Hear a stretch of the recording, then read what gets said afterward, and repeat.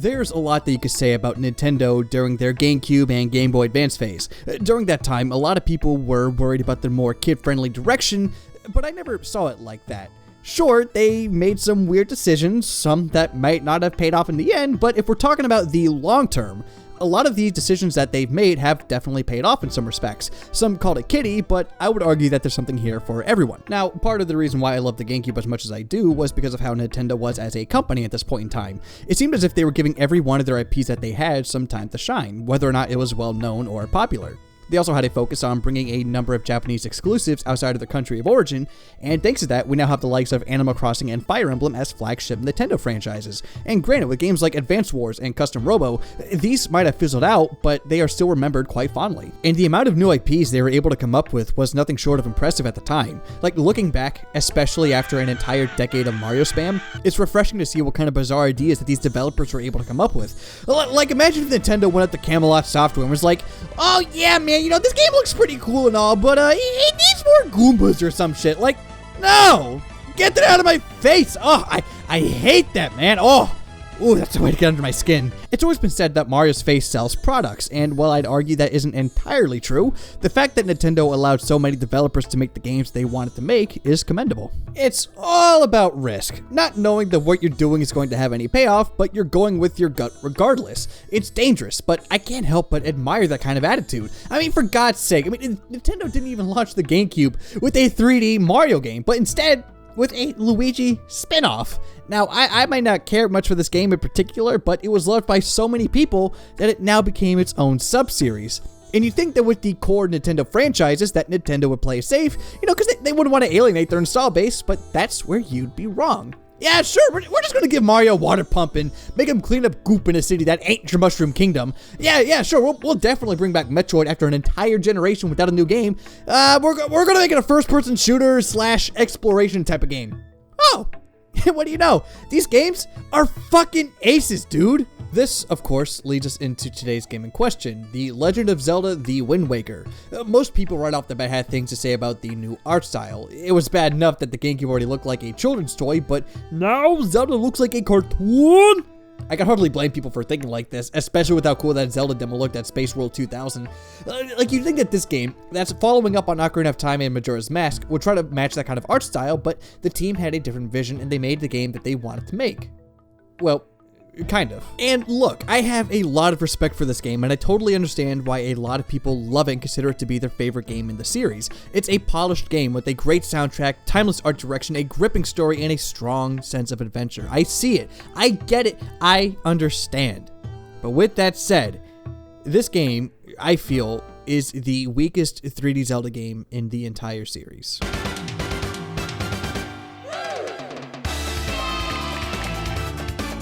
So, coming from the 2 and 64 Zelda games, the first thing I noticed with The Wind Waker is how smooth it feels. Ocarina of Time and Majora's Mask ran at 24 frames per second, but The Wind Waker runs at a mostly consistent 30 frames per second.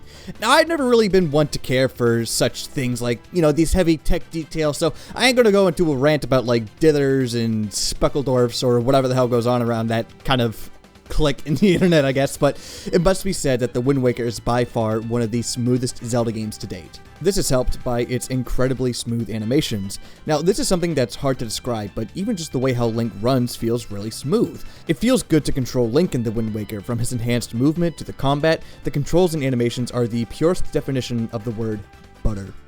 On that note about the animations, I think it's kind of interesting how this was the game that really pushed the combat for 3D Zelda games. Link now has a 4-hit combo, as opposed to the N64 games, which allowed Link to make 3 slashes. Of course, depending on how you tilt the analog stick, that will determine what kind of slash that you'll use, be it a horizontal or a vertical slash. However, if you tilt the analog stick around while in mid-combo, you'll notice that Link will have a number of different animations depending on where and when you tilt the stick. What's cool is that with some enemies, specifically this game's version of the Dark Nuts, they require you to use specific slashes in order to take them out. So if you don't swing correctly, you might attack a piece of their armor and you won't do any damage.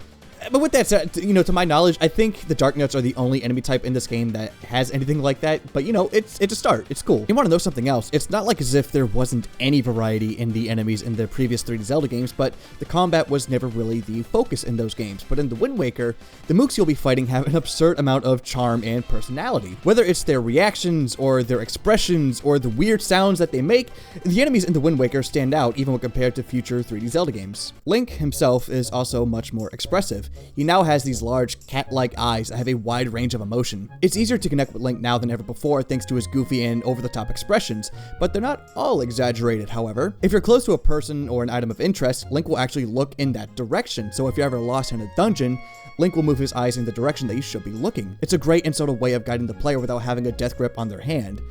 But that's not to say that this game doesn't pull shit like that, but we'll get there, don't worry. So I know this video kinda sorta seems all over the place. We're talking about frame rates and enemy behaviors and animations and all this kind of stuff. I get it, but there's actually kind of a reason for this. These things that I mentioned would not have been nearly as effective if it wasn't for this game's timeless art direction. Yes, people were resentful towards its art direction since the beginning, but it's since then been one of the most identifiable art styles in the Zelda series. I'd even go as far to say that this is one of the best looking games that you'll find on the GameCube. Again, it's a timeless art style that has a lot of appeal and many Zelda fans have fondness for. What's more, the sense of scale in this game is nothing to scoff at either, and I don't think they would have been able to pull off this massive world if they went with the more detailed art style. You'll be sailing the ocean and you'll see a number of islands in the distance, and not once we have to deal with the load screen while going from island to island. Now, sure, there's a bit of pop-in every once in a while, but I think that can be excused seeing how most of the islands in this game load in seamlessly. The world of the Wind Waker is huge, and the fact that they were able to make a world as big as this inside a disc this small is nothing short of impressive, not to mention how little memory the GameCube discs actually have. That's something else too. The Great Sea, on paper, is a great idea for an overworld. First of all, it's refreshing to have an overworld like this. With Hyrule Field and Termina Field, they kind of felt more like hub worlds than actual, fields or environments. You know what I mean? The fields are like the center of the map, and then the different regions that you go to are just different branches from that field. But here in the Wind Waker, it feels like a fully fledged world with so much to see and explore. Early in your adventure, you'll come across these giant cyclones that you have to avoid, or maybe you'll cross paths with a giant squid. Ooh, but if you're in the right spot at just the right time, you might even get a glance at the infamous ghost ship. Ooh, spooky. There's definitely an appeal here, and if you were to tell me that the Great Sea was your favorite overworld in the series, I can see why.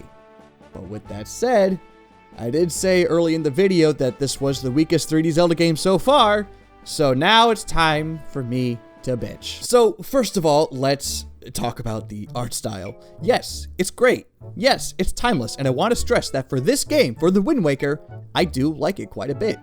And in fairness, this isn't a fault with the Wind Waker specifically, but, and I really hate to say it, I am sick to death of this art style.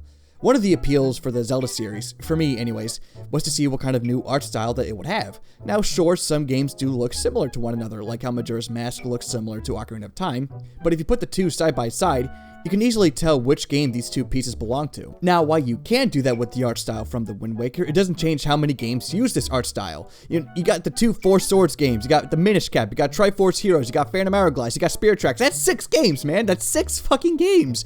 Now, granted, with Spirit Tracks and Phantom Hourglass, those are sequels to the Wind Waker, but the point still stands, The way how I've always seen it, it's like, well, let's take a look at New Super Mario Bros. On the DS. It's a damn good game. It was the first 2D Mario game in years at the time, so they made the right call to pull in similar design philosophies and mechanics and level tropes from Super Mario Bros. 3 and World, seeing how, even now, they're still regarded as 2 of the best Mario games to date. And then, look what happened. Nintendo played it safe and spammed us with Mario 3 and Mario World nostalgia for, everything, to the point where it started to even hurt the games. Now, maybe not in terms of sales, but in terms of reception? I mean, I'd definitely say so. Now, every Mario game has to have, a grassy theme for its first world, or a desert for its second. We gotta have a beach, a snow, a sky, a mountain, a lava, stuff like that. These games just kind of start blending into one another. And before you even start calling me a blind Mario-hating cuck bully, piece of shit, whatever, I'm going to throw some shade at the Sonic series too. Since 2010, Sega has been spamming us with nothing but the classic Sonic nostalgia. Now, we can't go 2 seconds without seeing Green Hill or Chemical Plant. And sure, with something like Sonic Generations, that works because it feels more like a celebration of the franchise as a whole. But once we started to get something like Sonic Mania, a well-made game, don't get me wrong, but it hardly has an identity of its own, seeing how it wants to stay safe and cater to one specific side of the fandom and one side only. Unfortunately, that's kind of how I feel nowadays with the art style for the Wind Waker. Like, if they can't figure out how to make a game look, you know, we'll use the Wind Waker art style. You know, it's bright and colorful and people like it. We'll just clean it up, add like a tweak to it every once in a while, and we'll call it a day. Like, I don't like that kind of complacency. I don't like it with Mario, I don't like it with Sonic, and you can bet your butt that I don't like it with Zelda. But in terms of the art direction in the Wind Waker itself, I do have one gripe with it. There are some moments where it feels as if you're supposed to be afraid of some of these enemies, but like look at them! When I'm at the Forsaken Fortress, I'm not scared of these goofy-looking, lower-lip wobbling weirdos. I'm scared of the fact that I would have to redo a huge portion of this tedious dungeon all over again. Or how about this game's version of the Redeads? I heard them scream, and it sounds so damn goofy.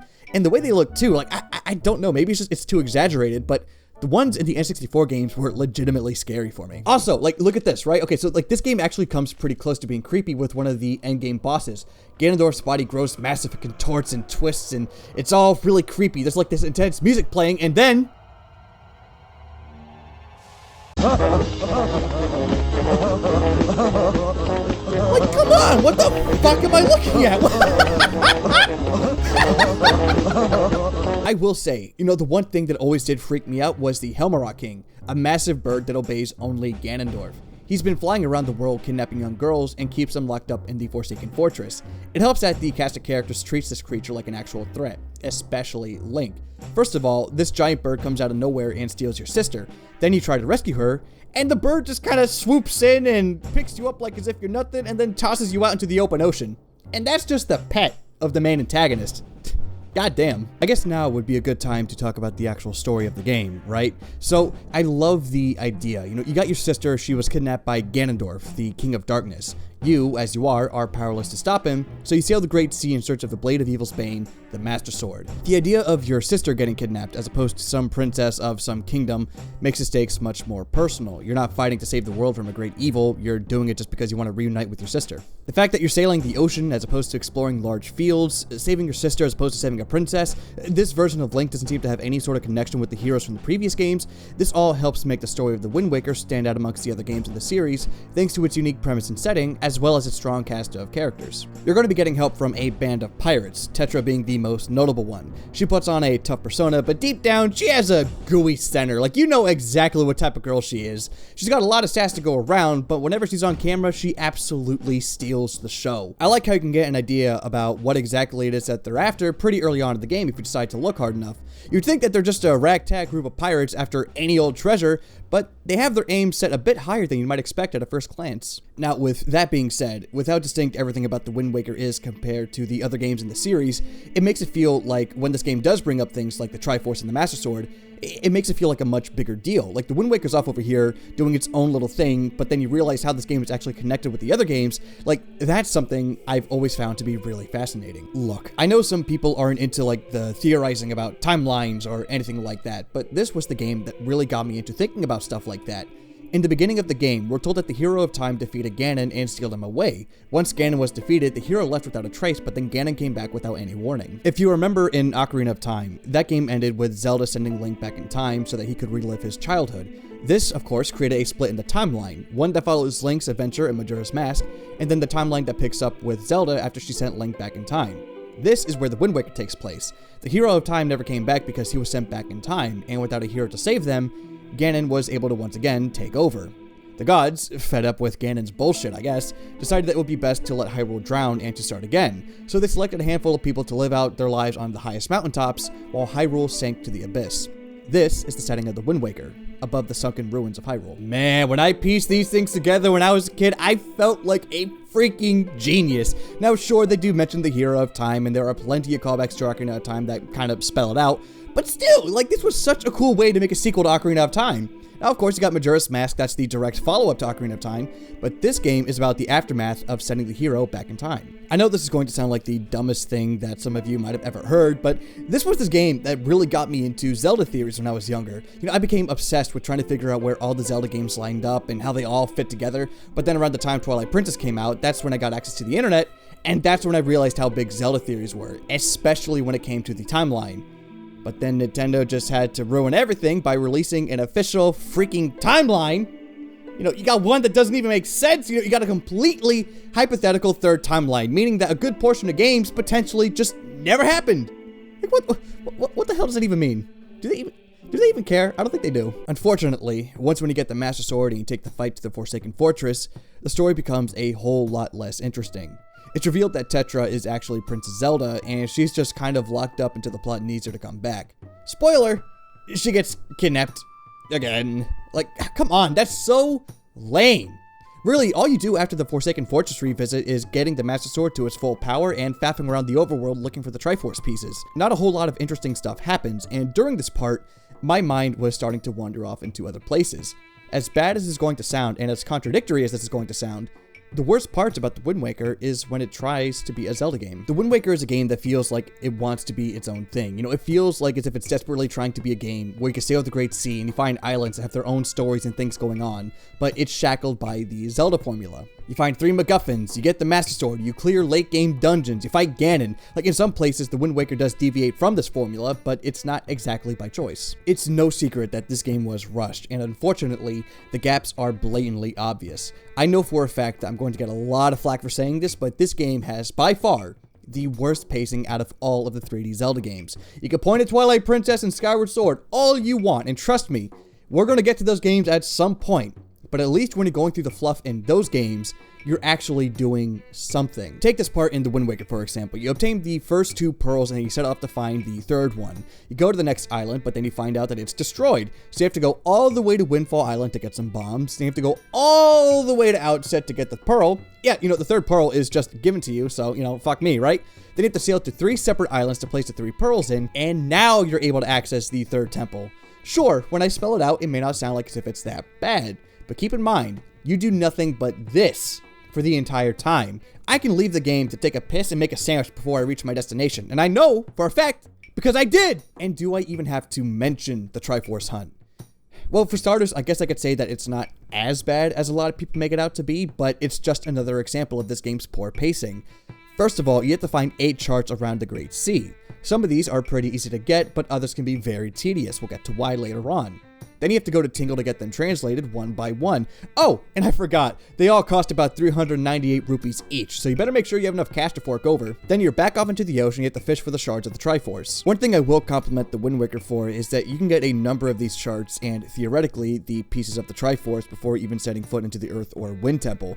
That's what I did. I figured it would help if I didn't have to do the entire quest in one go, so I spent quite a bit of time charting out each square of my map and going to all the different islands to see what they had. And I think that's where a lot of the hate towards this quest comes from. They think that they do the entire quest all in one sitting, but you can actually do it at your own pace after you get the Master Sword to soften the blow.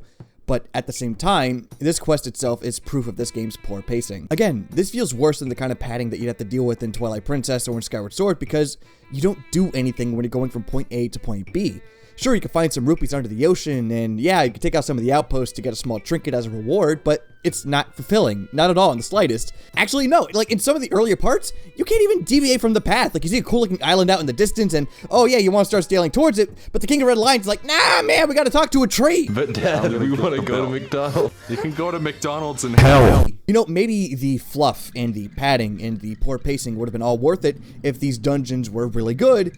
But these dungeons aren't really that good. I'm sorry. The first dungeon honestly isn't too bad. It's got its fair share of cool set pieces, like being able to go outside of the volcano, and you got this part where you get to rescue Medley from all of these like monsters and shit. Like, that was pretty fun. It's a first dungeon, so there's nothing here that's like too difficult, but I also don't think it's so easy that I'm just like on autopilot when I go through it. It's fine for first dungeon standards. I mean, unless if you count the first time they go inside the Forsaken Fortress as like a first dungeon. I guess, like, I've always been confused as to what to call it. But yeah, it's kind of a trope for 3D Zelda games to have like a forced stealth section. In Ocarina of Time, you had to sneak around the Gerudo Fortress to rescue the Carpenters, but you could defend yourself by shooting the Gerudo with your arrows from a distance. Same deal in Majora's Mask. You sneak around the Pirates Fortress, and if you need to, you can shoot the pirates with your bow, or you can just wear the stone mask to avoid them entirely. The point is that in both games, you had some sort of means to protect yourself. Yet, here in The Wind Waker, they just throw this fourth stealth section right smack dab in the beginning of the fucking game, and just to rub salt in the wound, you somehow lose your sword, because hey, the game wants you to play this section its way, whether you like it or not. And I'm not even against the idea of having a stealth section here, but to make it this early in the game and to rip your only means of defending yourself away just so you can play stealthy is contrived and forced. It's not like as if it's even that difficult, it's slow, and boring. You do a whole lot of waiting and not much else. I mean, Jesus Christ, talk about leaving a bad first impression. But hey, you know, maybe the other dungeons are good, right? How do the other dungeons stack up? I said it earlier, I don't think they're very good. You know, it's a little weird, but I always have like the hardest time trying to remember anything about the Forbidden Woods. Like, I don't know, maybe it's something about the atmosphere or something, but like, whenever I'm here, it feels like as if I'm having some sort of dream. Like, I can make out certain things about this dungeon, but it's all a blur. Like, it all kind of like blends in together. You get the boomerang in this dungeon, and you know, that's really cool. I mean, it's an item that I used up until like the very last dungeon. This thing is stupid useful in this game, seeing how you're going to be dealing with a lot of enemies. But, you know, more on that later on, because that's something else I need to talk about. The Tower of the Gods! Fuck this dungeon, I fucking hate it so much. The first part is so slow and boring. You have to slowly move around on your boat to get to one side to the other, then you gotta wait for the water to rise up and then sink down, and you don't have any control over this, by the way. You know, you could be trying to solve a puzzle, and the water will just rise up out of nowhere, and it is beyond frustrating. I fucking hate this dungeon. The second half of this dungeon, honestly, it isn't too bad, but I also struggle to call it good. You know, you get the command melody here, which will let you take control of these statues, and you just gotta take it to the central point to access the next part of the dungeon. It's not frustrating, it's just kind of boring and slow, so, you know. The first part fucking sucks, though. Oh my god. Oh, Christ. But the Earth and Wind Temples, these things are a test of your patience. Now, sure, you know, the idea of having a partner character follow you around to help solve puzzles is really cool. And even still, there are some really cool ideas for co-op puzzles in the Earth Temple. I also think it's really neat how you could play as Medley and Makar, respectively, and each character has their own traits for solving puzzles. You know, these are really cool ideas. So how did they mess it up? Now, you'd think that when controlling your partner character, they'd keep it simple, right? Like maybe all you have to do is press a button and then you switch, or you walk up to them and press A and then you gotta play as your character, but it's not like that, unfortunately. You have to play the command melody every single time you want to control your partner. Oh, and for whatever reason, if your partner character takes any damage, then you'll lose control of that character. So you gotta play the song again, and then watch the encore reanimation, then you get control for your character for a little bit, and then, oh, oops, you got blindsided by an enemy, and then you lose control, then you gotta play it again, watch the encore animation, then control the character. Like, no, like, I'm sorry, maybe it's a minor thing for a lot of people, but for me, it killed the pacing of these dungeons. I'm sorry. Garrett's Tower is the worst thing to happen since my son. But I like my son who hung himself in the Tower of the Gods public bathroom. Garrett's Tower is here to stay. Forever. It could never be undone. You walk into a room, you go through a door, and what are you greeted with? Oh! A boss rush! Oh, good! A telltale sign that you were so desperate to pad out your game's length that you decided to reuse content like this. Like, ugh, fuck this shit, man. Like, it's not even just a problem with the Wind Waker. It's more of like a general thing. But if you want me to turn against your game in a heartbeat, this is the way to do it. Forced boss rush sections are the fucking bane of my existence. It's probably also why I was never into Mega Man, but, you know, whatever. You know what's worse is that the bosses in this game aren't even that great. Like, you know, you got Goma as the first boss, and it's fine, you know? Like, it works because you gotta find out what the source of Valu's torment is. It's a big old bug that's been tugging at Valu's butt for, like, a Dragon's Age, and Valu's been freaking out and making life on Dragon Roost Island unbearable. So, yeah, you know, it's a cool fight because there's an actual story behind it. The rest are just kind of easy, I guess. I mean, I was on autopilot for most of these guys. Like, the second boss, you can just one-shot pretty fast. Like, all you have to do is just spam the spin slash, and then you're golden. Or how about that one boss where all you have to do is just throw him into a spiked wall and kill a bunch of ghosts? I mean, I guess that's kind of a cool idea for a fight, but the fight's over before you can even process whether or not you're having fun. Really, the only difficult boss is Molduga, and the only reason why this boss is difficult is because you have to deal with a swarm of mini Moldugas that only exist to lock you onto the wrong target. You know what? No, like, that's actually a huge problem that I have with this game. Like, the Wind Waker itself is pretty easy. I was able to breeze through these dungeons without much of a second thought, and the mooks that you'll fight on their own are easy to manage. But this game's idea of difficulty is just throwing a bunch of mooks at you and telling you to figure it out. You know, why would we want to have, you know, really cool and creative puzzles and neat scenarios? We just throw some dark nuts at you and call it a day. Throw in a moblin in there just to spice it up a little bit. Woo! And again, it's not to say there aren't any creative puzzles or cool things to do in these dungeons whatsoever. It's more so that when there is a cool idea, it's bogged down by tedium, or sometimes the game will just spell out the solution to you, like in Ganon's Tower. Wonder why I didn't talk about this dungeon that much? You know, there's not much to it anyways. Like, you got a boss rush, you got a short maze, and a staircase. That's it.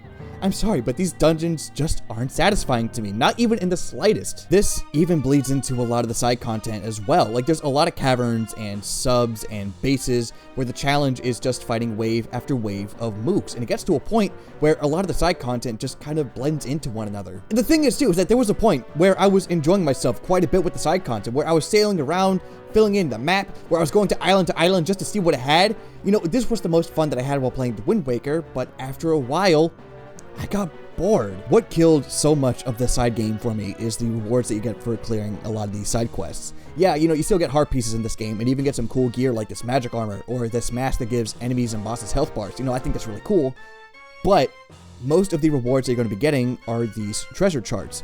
All these things do is add an unnecessary step to getting the things that you actually want. So let's say you clear a mini dungeon or a side quest, and then you get this treasure chart. You have to go to a specific point on the map to fish for a chest in the ocean's depths, and then hope, yes, hope to God that you're getting a heart piece, because from what I played, most of these things just gave me rupees. And yeah, you know, rupees are actually useful in this game because of the Triforce Hunt, but come on, like, you put in so much work into exploring an island, and your reward is just money. Like this is a game where you sail the open ocean, and there's pirates and shit, you know, like, why couldn't there be like treasure or something, like collectibles or relics or anything? I don't know. All I know is that there was a point where I found a treasure chart, and all I got was about like 100 rupees or so out of it. And at that point, I said enough was enough, and I stopped with the side content altogether. Like, I didn't care about decorating Windfall Island with the different flags and statues and whatnot. I didn't care about watering the Deku seedlings. I just wanted to be done with the game. It brings me no joy to say that, you know, whatsoever. You know, like, this is a game, while I've always had issues with, you know, I liked it a lot when I was a kid, and, you know, playing it now, I realize I don't like this. Like, I don't like the Wind Waker at all. You know, like, I didn't expect this video to turn out the way that it did. You know, I didn't want it to be this negative and this bitchy, but the more I played, the more I just wanted to be done with it, and that sucks. You know, I used to get really emotional whenever I talked about this game, because there was always something about this game that tugged at my heartstrings. But when I was playing this game and writing the script for this, I didn't feel, I didn't, Oh, wait a minute. Ooh, I got carried away there, didn't I? You know, I was about to wrap this video up without talking about the one thing that I love about this game. You know, as silly as it may sound, it's actually the music. You know, as far as this video series is concerned, this game has, bar none, the best soundtrack in the entire Zelda series. It doesn't go for an epic orchestral thing like Ocarina of Time or some other games will do later on, but this soundtrack has a lot of stringed instruments like fiddles and guitars. You know, there's some accordions and bagpipes and whatnot, and I love it. The main theme specifically is my favorite theme in the entire Zelda series. Like, I don't know, just something about it. It gets to me. You know, it's going to sound like the stupidest thing you've ever heard, and you know I said it before, but I've always said that if or when I get married, you know, I'd love it for this song to be played when my bride and I walk down the aisle together. You know, it's that one song that just I can get lost to whenever I listen to it. I don't know. I can't explain it. I'm not good at music talking. Something else, too. You know, this game has one of the strongest endings in the entire series. The King of Red Lions, the King of Hyrule, tells Link and Tetra to find a new land, a new Hyrule. In his last words, I have scattered the seeds of the future. Like, that's kind of how I view the Wind Waker, you know, despite me not really caring much for this game. This game, looking back, was a huge step for the franchise. It was the first 3D Zelda game to experiment with an open world, to tell a larger story that breaks from Zelda tradition. You could see where future Zelda games pulled their ideas from, and they all stemmed from this game. Its scale, its expressiveness, its world, the way how the enemies react and behave, you know, these are all things that we tend to overlook in a lot of games. And I'm not saying that the Wind Waker is the first game ever to do any of these things, but when future Zelda games receive praise for how immersive they can be, I think it's easy to forget where they all stemmed from. It's easy to forget that this game, the Wind Waker, in its own weird way, scattered the seeds of the future.